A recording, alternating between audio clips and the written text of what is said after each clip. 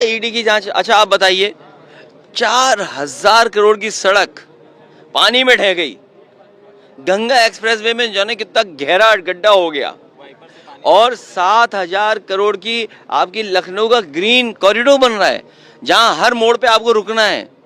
मुख्यमंत्री जी की अपनी सड़क जो गोरखपुर लिंक है वो 7,000 करोड़ की बनी है, तो कम से कम उसकी क्वालिटी नहीं उस स्टैंडर्ड की है, उस मानक की है, तो इनकी भी तो जांच होनी चाहिए। केवल आदरणीय आजम खान साहब की इसलिए जांच हो रही है कि उन्होंने यूनिवर्सिटी बनाई, उन्होंने एक शिक्षा की वो संस्था बनाई जो लोगों का भविष्य बेहतर करेगी। केवल पॉलिटिकल है उनका कि उन्हें परेशान कैसे किया जाए। कहीं आप मदरसे को गिरा रहे हो, कहीं आप मस्जिद को गिरा रहे हो। अरे इनके खुद नक्शे पास नहीं है। आप पता कर लो, लखनऊ में या कानपुर में या बड़े बड़े शहरों में सबसे ज्यादा इलीगल नक्शे अगर किसी के तो भारतीय जनता पार्टी के लोगों के हैं। इसलिए भारतीय जनता पार्टी के लोग, उनसे मैं इतना ही कहूंगा कि जब कभी जांच होगी तो बीजेपी के लोग आपके साथ खड़े नहीं होंगे। क्या वंदे मातरम के, हम लोग सब जानते हैं, उसमें क्या बात है, क्या विवाद है उसमें? उस बहस में मत पड़िए। चंपत राय अनिल मिश्रा को अरे आप भी नहीं जानते हो कि वंदे मातरम सुजलाम सुफलाम मलय शीतलाम सस्य श्याम लाम, तुम नहीं जानते हो, तुम नहीं गा पाओगे, बीजेपी वाले नहीं गा पाते हैं, तुम तो ऐसे सर हिला रहे हो, तुम्हें पता ही नहीं है वंदे मातरम सुजलाम सुफलाम मलय शीतलाम, तो हम भी तो गाते हैं। सर एसआईटी में क्लीन चिट मिल गई है अनिल मिश्रा और चंपत राय को। टीचर्स वाले दिन हम तय कर लिया है कार्यक्रम और कल जारी कर देंगे उसमें, क्योंकि 26,000 स्कूल बंद हुए हैं। हर स्कूल के सामने हमारी पार्टी के लोग पहुंचेंगे और कहेंगे कि पीडीए स्कूल चलेंगे, क्योंकि पीडीए के लोगों के साथ सबसे बड़ा धोखा हो रहा है। लखनऊ में सर हाल ही में प्रदर्शन हुआ, जन अलका के बच्चे शामिल थे, वो कह रहे हैं कि शिक्षक नहीं है, बोर्ड परीक्षाएं आने वाली। अरे भाई, ऐसी स्थिति पूरे अरे यार आपको ये ना दें और कैमरा दे दें, कैसे रिकॉर्ड कर लोगे आप? माइक्रोफोन नहीं हो, आप कैमरा दे दें, रिकॉर्ड कर लोगे आप? अरे बच्चों को स्कूल खोला है, आप टीचर्स नहीं है, फैसिलिटी नहीं है, क्या उम्मीद करोगे भविष्य कैसे बनेगा? आप नई टेक्नोलॉजी का जमाना है, एआई का जमाना है, हमारे मुख्यमंत्री एआई नहीं जानते? उन्हें लगता होगा ए फॉर उनका नाम या विपक्षी किसी नेता का नाम। सर एसआईटी में चंपत राय अनिल मिश्रा को क्लीन चिट मिल गई है क्या? ये कोई नहीं है, कोई अब जांच, मैं अपने किसी कार्यकर्ता की जांच करूं, खत्म बात, मैं खिलाफ रिपोर्ट थोड़ी दूंगा। सर महंगाई को लेके क्या कहेंगे? चीनी के दाम कुछ दिनों बाद आप पे इतना पैसा नहीं बचेगा कि 2 कपड़े और खरीद लो। कोई चीज ऐसी नहीं जो महंगी ना हो गई हो, हर चीज महंगी है। खाद नहीं मिल रही है, किसान दुखी है, उसकी पैदावार की कीमत नहीं मिल रही। और फिर महंगाई क्यों है? क्योंकि कोई मुनाफा कमा रहा है। अगर चीनी महंगी है तो कोई मुनाफा कमा रहा है, तेल महंगा है तो कोई मुनाफा कमा रहा है। ये ज्यादा मुनाफा कमाने की वजह से, भ्रष्टाचार की वजह से महंगाई है। और जब तक बीजेपी है इस देश में एक ही संकट है, वो है बीजेपी।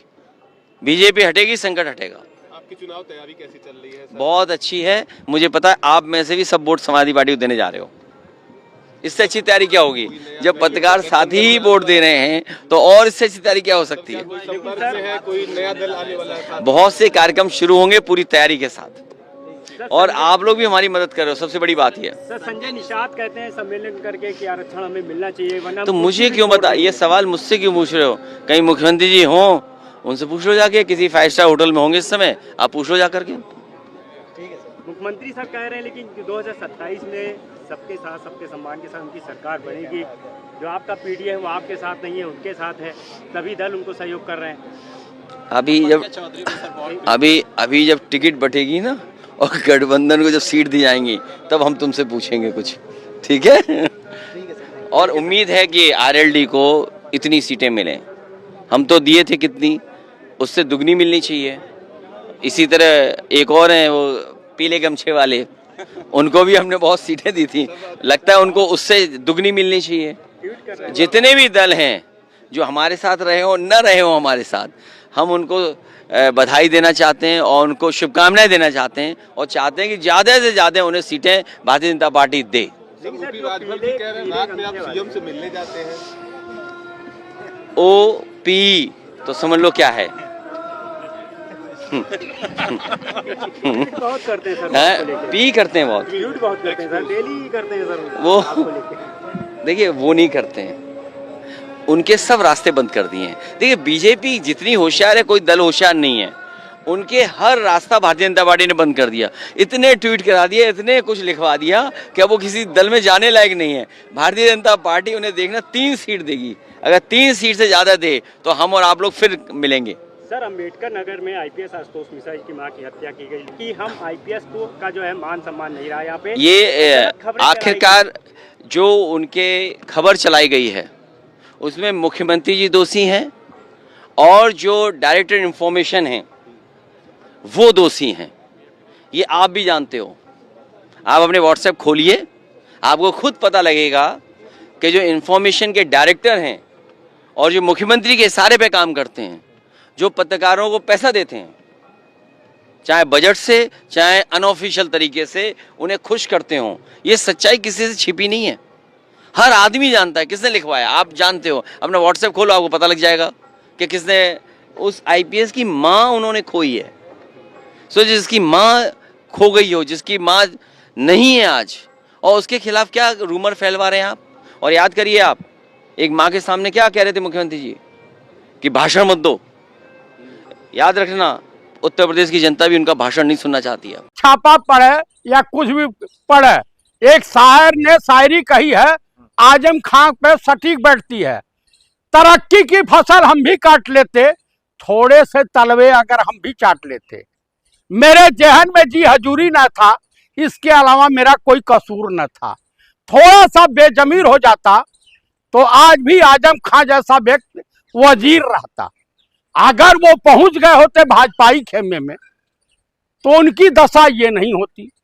ये डरवा धमका करके उस खान व्यक्ति को, ईमानदार व्यक्ति को, जिसने शिक्षा का जो है दीप जलाया, समाज के अंधेरे में एक दीपक जलाने का काम किया, तो दरअसल आरएसएस बीजेपी ये कुपढ़ों, अनपढ़ों, जाहिलों की पार्टी है। तो आजम खां के वहां ईडी की रेड पड़ेगी, नहीं तो और किसके वहां पड़ेगी। तो ये मतलब सियासत का हिस्सा ईडी का। ये एकदम अमित शाह पगला गए हैं, ये शर्मिंदा हो गए हैं, बेशरम आदमी है।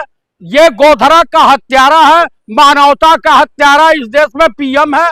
आप बताइए, एप्स्टीन फाइल में इन लोगों का नाम है। इससे पहले भी बुलडोजर चलने की बात आई थी आजम खान यूनिवर्सिटी पे, लेकिन अरे तो इस बार जान लीजिए, सत्ता चेंज हो रही है। हालांकि सत्ता चेंज होने के बाद आरएसएस बीजेपी वाले तो चरणों पर जाते हैं, लेकिन मैं माननीय अखिलेश यादव से कहूंगा कि पिछवाड़ा तोड़ सम्मेलन की तैयारी करते रहो। जब हो जाए तो जैसा को तैसा मिले, मिले ढोंग को ढोंग, राजा को राजा मिले, मिले ढोंग को ढोंग। इन लुहेड़ों के साथ बात सत्य अहिंसा अपनाने से नहीं, इनके साथ जूता खोरी करने से होगी। मर जूता भिगो करके। ये बार बार आजम खान ही टारगेट पे क्यों रहते हैं? 10 जगह ठिकाने पे हो रहा है छापेमारी, भाई रामपुर से लेके दिल्ली तक। इन लोग की फटी पड़ी है, हिंदू मुस्लिम नहीं हो रहा है। और इस देश की जनता, भाई चीनी का रेट बढ़ रहा, आटे का रेट बढ़ रहा, सब महंगाई बढ़ रही, तो क्या हिंदू नहीं पीड़ित है? अकेला अब्दुल की चूड़ी टाइटी लोग कर रहे हैं। ये धोखेबाज है, ये ड्रामेबाज है, ये नौटंकीबाज है। आजम खां, राहुल गांधी, सोनिया गांधी, इनके लिए जब बच्चों ने गालियां दी तो इनको बड़ी तकलीफ हुई और रात में लगे रील बनाने। देश के प्रधानमंत्री सुबह सुबह पहुंच गई ईडी की टीम आजम यूनिवर्सिटी। अब तो पहुंचेगी भाई, अखिलेश के वहां भी पहुंचेगी। क्या तलाश रही है, क्या खोज रही है? कुछ नहीं मिलेगा। लोगों ने चंदा दिया है, उससे यूनिवर्सिटी तैयार हुई है, स्वेच्छा से दान किया लोगों ने। आजम खान मालवीय जी जो है, डॉक्टर जो महामना मदन मोहन मालवीय काशी हिंदू विश्वविद्यालय बनवाए, तो वो जो है वहां के हैदराबाद के नवाब से भी चंदा मांगा, दान मांगा।